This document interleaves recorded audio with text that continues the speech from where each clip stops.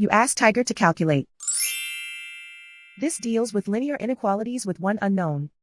The final result is x greater than 5. Let's solve it step by step. Group all constants on the right side of the inequality. Subtract 24 from both sides.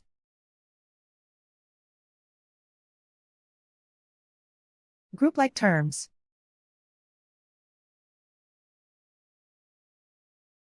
Simplify the arithmetic.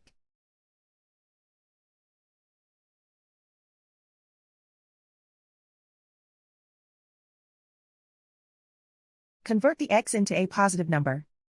Multiply both sides by -1. Whenever you multiply or divide by a negative, reverse the inequality sign.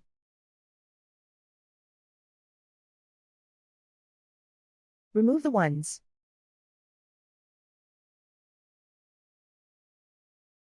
Simplify the arithmetic.